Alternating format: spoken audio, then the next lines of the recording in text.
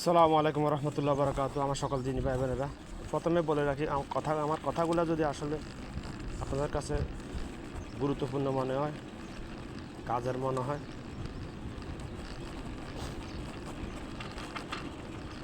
আর কথাগুলো পার্সোনালি আপনি যাকে দিয়ে আল্লাহর জন্য ভালোবাসেন তার কাছে শেয়ার করে দিবেন ইনশাআল্লাহ।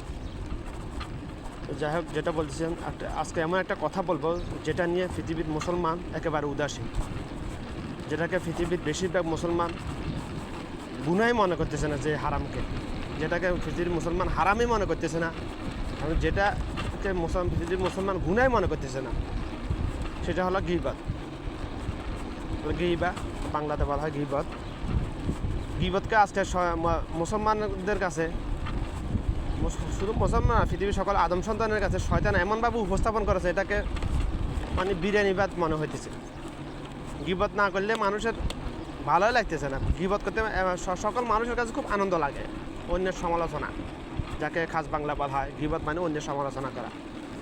গীবতের মৌলিক অর্থ হলো আমার অপর ভাইয়ের, মানে আমার সামনে অনুপস্থিত অপর ভাই কিংবা বোনের এমন কোনো কথা বলা, বোনের ব্যাপারে এমন কোনো কথা বলা যে কথা তার সামনে বললে সে আমার উপর মনে কষ্ট যাইত, হয়তোবা আমার সাথে তর্ক বিতর্ক জড়িত হইতো, হয়তোবা ঝগড়া বিবাদ লিপ্ত হইতো।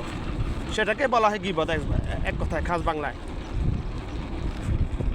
এই ধরনের গীবত করে না এরকম মানুষ আমি এখন পর্যন্ত আমার চোখে দেখি নেই। আপনারা যদি জানা থাকে যে অমুক লোক এই ধরনের কাজে লিপ্ত নয়, কিংবা নিজের ব্যাপারে বলবেন যে আমি এই ধরনের কোনো কাজে লিপ্ত নই কখনো, আমাকে একটু বলবেন, উপকৃত হবে ইনশাআল্লাহ।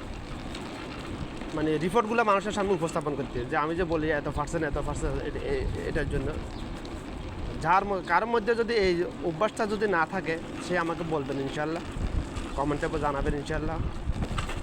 আউযুবিল্লাহি মিনাশ শাইতানির রাজিম। তো গীবত এত ভয়াবহ গুনাহ। গীবত করাকে আল্লাহ, আমার রাসূল সাল্লাল্লাহু আলাইহি ওয়াসাল্লাম সহিহ হাদিসে মৃত ভাইয়ের গোশত খাওয়ার সাথে তুলনা করেছেন। গীবত করা আর মৃত ভাইয়ের গোশত খাওয়া একই কথাটা আমি অনেক বছর আগে থেকে বলতেছি, আমি হাদিসটা বয়ান করতেছি। আমি গত 1 বছর আগেও একটা আমাদের পার্শ্ববর্তী বাড়ির একজন কবর খুঁজতে গিয়ে আমি কথাগুলো বলেছিলাম আমি। তো যাই হোক, গীবত করা হারাম, কবিরা গুনাহ। গীবত করাকে মৃত ভাইয়ের গোশত খাওয়া একই কথা।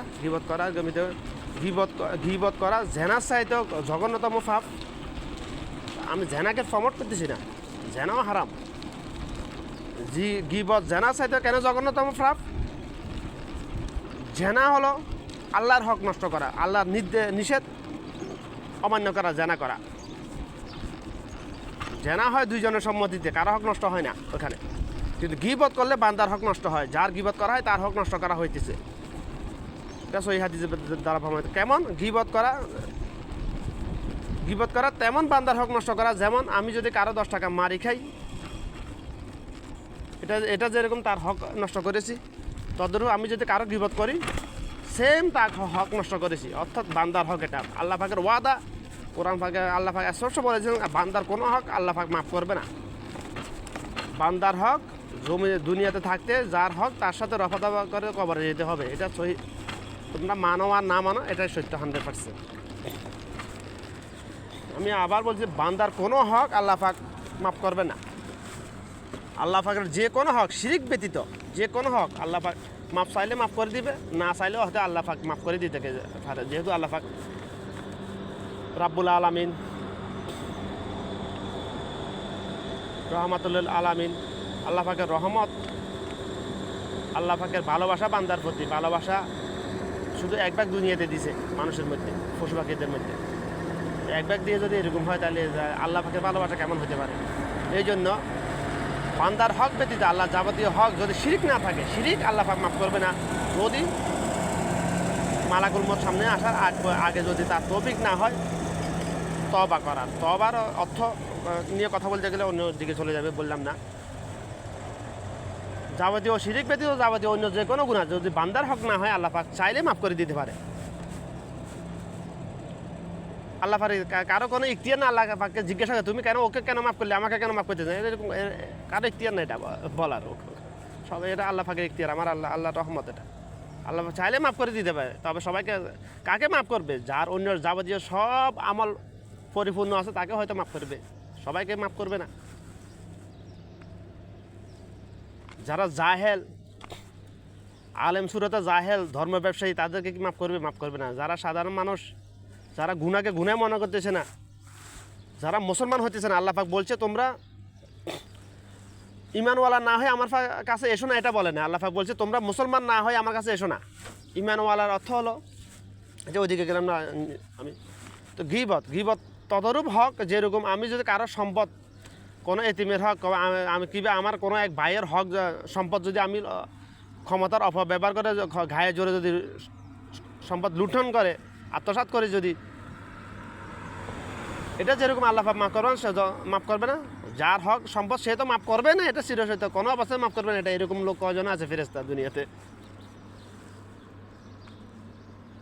তদরূপ আমি যদি কারো গীবত করি, আপনি যদি কারো গীবত করেন, এই গীবতের গুনাহটা যার গীবত করেছি তার কাছে যতক্ষণ মাফ চাইব না, ততক্ষণ আল্লাহ পাক মাফ করবে না। আউযুবিল্লাহি মিনাশ শাইতানির রাজিম, নাউযুবিল্লাহ, নাউযুবিল্লাহ। কিন্তু এমন কোনো দুনিয়াতে এমন কোনো ফেরেশতা তো নাই, মানুষের কথা বলতেছি, যে মানুষের গীবত করবে আবার তার কাছে যায় মাফ চায়, ভাই আমি তোমার গীবত করেছি, আমাকে মাফ করে দিও, এরকম কোনো ফেরেশতা আছে কি আসলে দুনিয়াতে?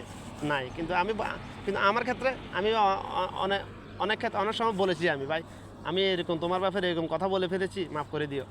তখন সে মানে অবাক হয়, হাসে। এরকম আমার লাইফে অনেক ঘটনা ঘটেছে। আমি আমাকে প্রমোট করার জন্য বলতেছি না, কিন্তু মানুষের কথা বলছি। মানুষের মধ্যে এই আদরটা নাই। মানে গীবতটাকে মানুষ তো গুনাহ মনে করতেছে না, মাপ কেন চাইবে রে ভাই? গীবতটাকে মানুষ তো গুনাহ মনে করতেছে না, এটা তো হারাম, এটা তো জেনার চাইতে মারাত্মক গুনাহ, এটা তো কবিরা গুনাহ, এটা তো মানুষের হক, এটা তো গুনাহ মনে করতেছে না। একটা হাদিস আছে, হাদিসটা সহি, হাদিসের সনদ মতন সব সহি, হাদিস হাসান, যে মানে আল্লাহ পাকের কাছে সবচেয়ে দুনিয়াতে সবচেয়ে নিকৃষ্ট জায়গা হলো বাজার, সবচেয়ে উৎকৃষ্ট উন্নত জায়গা হলো মসজিদ। বাজার বলতে শুধু আমাদের মুরগঞ্জ বাজার না, বাজার বলতে আমাদের মিজিবের ঘাটাকে দোকানগুলোও বাজার। বাজার বলতে আবার অনেকে বলতে আমি তো বাজারে এত বেশি যাই না, মিজিবের ঘাটাকে দোকানে না, চা দোকানে যাই না, বসে থাকি না। বাজার বলতে মুরগঞ্জ বাজার দোকান না, মুরগঞ্জ বাজার আমাদের দেশে যেরকম বাজার আছে ওইরকম বাজার তো আরব গালফের কোথাও নাই। এখানে সব আলাদা আলাদা ব্রোহা মহল করলো, যার যে কোনো বাড়ির সামনে চায়ের দোকানটাই বাজার। তো গীবত হয় কোথায় বেশি? পুরুষ দ্বারা গীবত হয় কোথায় বেশি? চায়ের দোকানে। মেয়ে লোকের দ্বারা গীবত হয় কোথায় বেশি? ঘরের ভিতরে। গীবত হারামের অনেকগুলো কারণ আছে। গীবতকে কেন আল্লাহ পাক এত এত কঠোরভাবে হারাম করেছেন, এটার পিছনে তো অবশ্যই কারণ আছে না ভাই? যে কোরআন হাদিসে অ্যানালাইসিস করে আমি যেটা বুঝতে ফেলাম আমি, আল্লাহ যে কথা, যে দেখা, যে খাবার আমাদের জন্য ক্ষতিকর, সেটাই আমাদের মঙ্গলের জন্য, বান্দার মঙ্গলের জন্য আল্লাহ পাক হারাম করেছেন। তো গীবত কেন হারাম করেছেন, তার পিছনে অবশ্যই তো কারণ আছে। গীবত কেন হারাম, এত কঠোর কেন আইন, কেন নিয়ম, কেন গীবতের জন্য?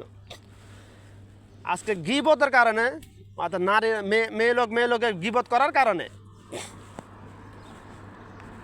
মেয়ে লোকে স্বামীর কাছে অন্য মানে পারিবারিক সদস্যদের একে অপর গীবত করার কারণে আজকে বাংলাদেশে 91টি পরিবার বিলুপ্ত হয়ে গেছে, জাদুঘরে পাওয়া যাবে।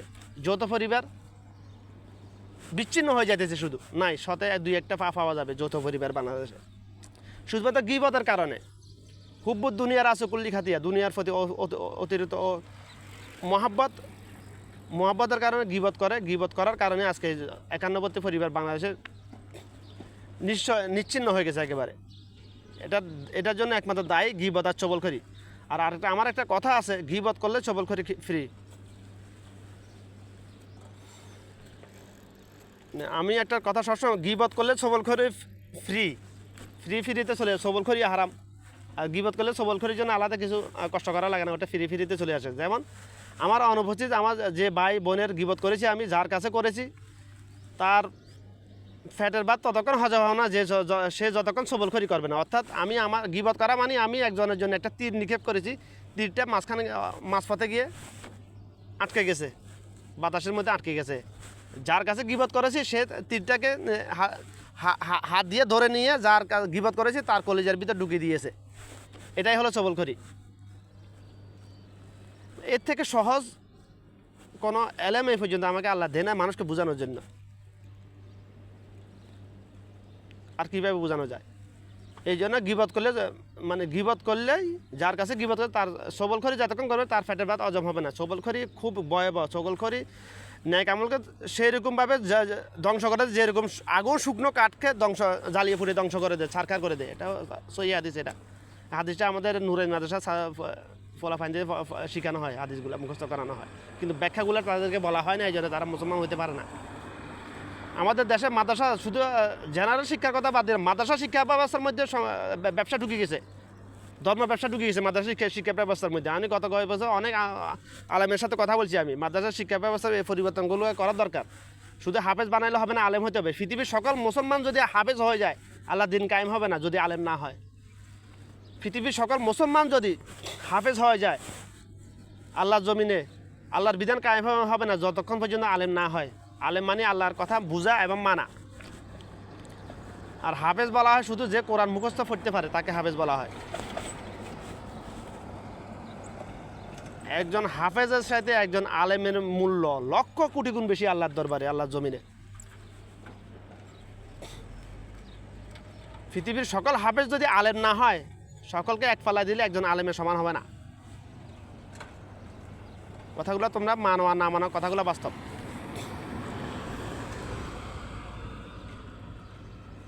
আমি কি কে বলতেছি, আমি কার কে ছেলে কার, এটা আমাদের দেখাইও না। আমি কথাগুলো যে বলতেছি, কথাগুলো আসলে কি শরীয়ত সম্মত, কোরআন হাদিস সম্মত, এগুলো যাচাই করে দেখবে, আমাকে দেখার দরকার নেই।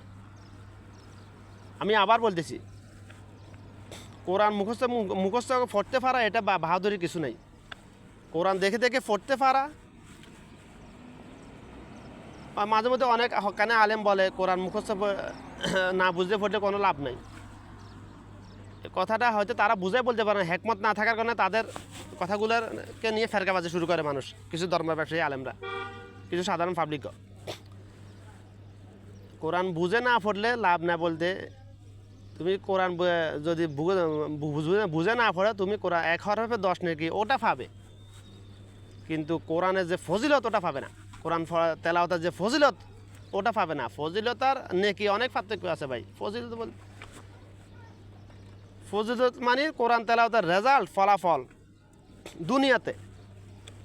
ফজিলত মানে দুনিয়াতে ফলাফল, রেজাল্ট কি এটার, ওটাকে বলা হয় ফজিলত। আর নেকি হলো আখিরাতে পাবে এটার রেজাল্ট, ফলাফল, ওটার বিনিময়। ফজিলতের বিনিময় পাবে দুনিয়াতে, নেকির বিনিময় পাবে আখিরাতে। বেশ কম আছে অনেক ভাই। এখন একজন হাফেজ কি কোরআনে ফজিলত পাবে না। একজন হাফেজ সহি হাদিসে এসেছে 3 দিনের কম সময় কোরআন খতম করার জন্য নিষেধ করেছে। কোরআনে আসলে কোরআনের কথা বললে, কোরআন মাঝে কথা বললে ওখানে খতম কথাটা বলাটাই না উচিত, আমি মনে করি, অনুচিত আমি মনে করি। খতম বলতে কোনো কথা নাই কোরআনের ব্যাপারে। কোরআন শুরু আছে শেষ নেই, যেরকম সাগরে শুরু আছে শেষ নেই, কোরআনেরও শুরু আছে শেষ নেই। তো যেটা বলতেছিলাম, হাফেজ, একজন হাফেজ মনে করো 3 দিনে কোরআন খতম করলো, আর একজন আলেম শুধু খুশু সহিত আউযুবিল্লাহি বিসমিল্লাহ পড়ে 3 বার সূরা ইখলাস পাঠ করলো এবং এটা বুঝলো, এটা অন্তরে স্থাপন করলো, এটা পালন করলো, সে তার মূল্য ওই হাফেজের চাইতে, মুখস্থবিদ্যার হাফেজের চাইতে তার মূল্য অনেক বেশি। যে শুধু সূরা ইখলাস পাঠ করলো, এটা বুঝলো, এটা মানলো, নেকি তো পাবে, নেকিও ওই হাফেজের সমান পাবে।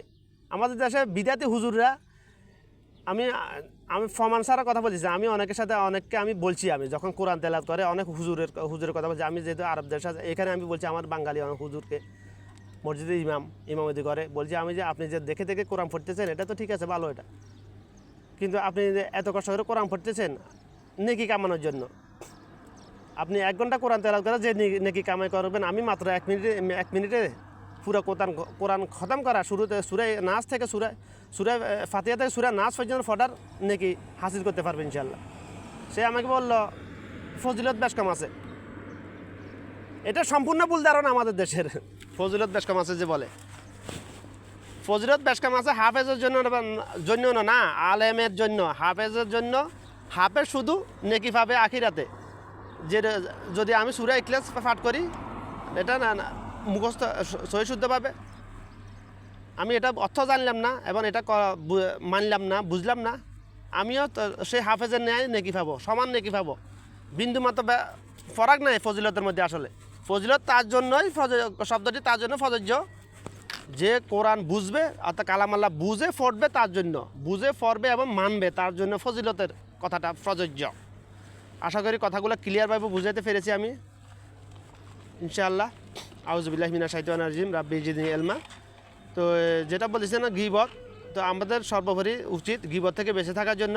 গীবত যে ভয়াবহ গুনাহ, জঘন্যতম পাপ, এটা নিয়ে ইনশাআল্লাহ বুঝাতে পেরেছি। যদি তারপরে যদি